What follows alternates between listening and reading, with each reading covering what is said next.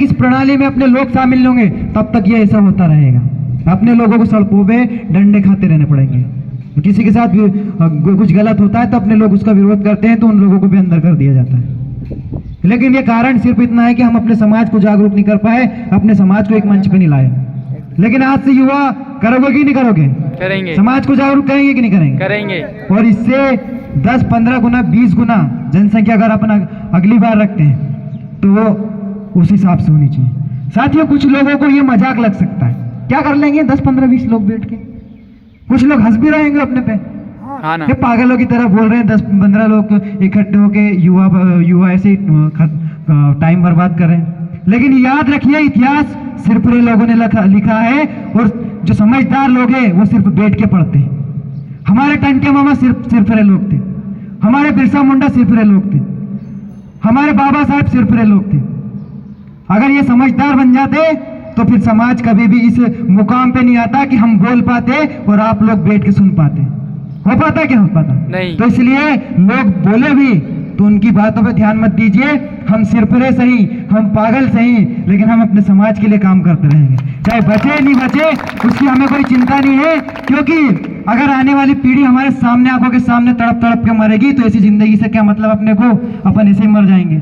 उस टाइम पे सोचेंगे कि अगर इस समाज के लिए कुछ कर जाते तो अपने समाज को ये तड़पता हुआ नहीं देखते।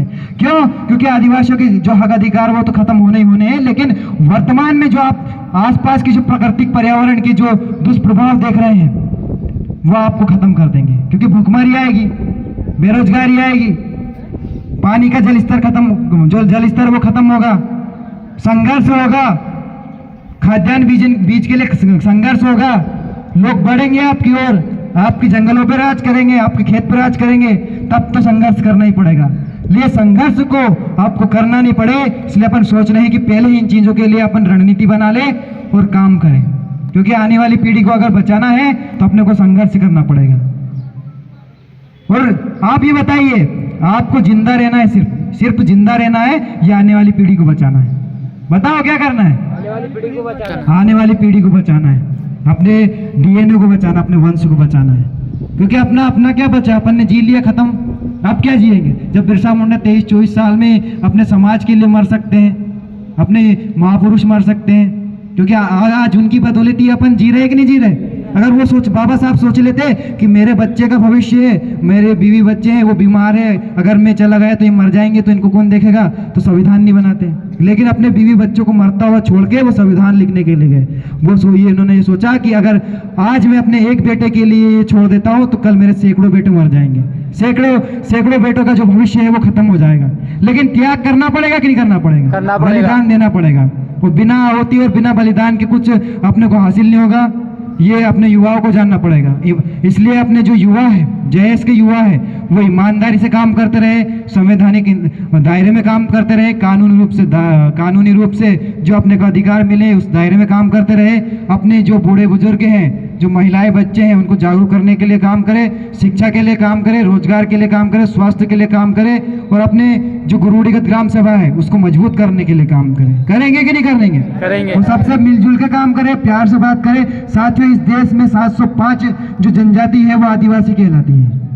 चाहे वो गोंड हो, कोरकू है, उराव हो, मुंडा हो, सेरिया हो, भारिया, ये तमाम जो जनजाति है ये हमारे भाई हैं। हम ये ना सोचे कि ये बारेला का कार्यक्रम है, ये गोंड का कार्यक्रम है, ये कोरकू का कार्यक्रम है, ये दूसरे का कार्यक्रम है। ये जो मानसिकता है वो हमें खत्म करनी पड़ेगी और अपने पूरे समाज को, आदिवासी समाज को साथ लेके चलना पड़ेगा। तभी हम इस समाज को, जो मुख्य समाज है उसकी विचारधारा में और जो मुख्य धारा है उसमें शामिल कर पाएंगे और जो बाकी समाज है उसके समांतर रूप से अपनी प्रणाली को मजबूत कर पाएंगे और अपने लोगों को विकसित कर पाएंगे। तो करेंगे कि नहीं करेंगे? करेंगे।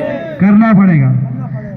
अपने जिला बचा है, बस और जिला तो आज से अपन प्रयास करेंगे और इस कार्यक्रम को आयोजित करवाने वाले सभी जो हमारे जेएस युवा है, चाहे वो राहुल हो, अपने राजेश हो और ये तमाम युवा यहाँ के हैं, उन्होंने बहुत अच्छा कार्यक्रम व्यवस्थित रूप से ऑर्गेनाइज किया। उन सभी साथियों को जेएस सीओर की टीम की ओर से मैं बहुत बहुत बधाई देता हूँ और शुभकामनाएं देता हूँ कि इस बार इतना हुआ, अगली बार आप 10 गुना 20 गुना और भी अच्छे करेंगे। क्योंकि हमारा सहयोग रहेगा, तुम्हारा सहयोग रहेगा, पूरा समाज का सहयोग रहेगा तो अपने समाज के लिए अपन और भी बेहतर करेंगे। सभी साथियों को बहुत बहुत धन्यवाद।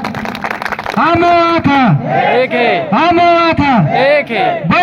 કોયડા કોને છે हम छे हमारे छे बड़ा कोयड़ा कोने છે संविधान की रक्षा कौन करेगा हम करेंगे संविधान की रक्षा कौन करेगा हम करेंगे बिरसा मुंडा अमर रहे पंटा मामा अमर रहे पंटा मामा अमर रहे धन्यवाद साथियों जय जोहार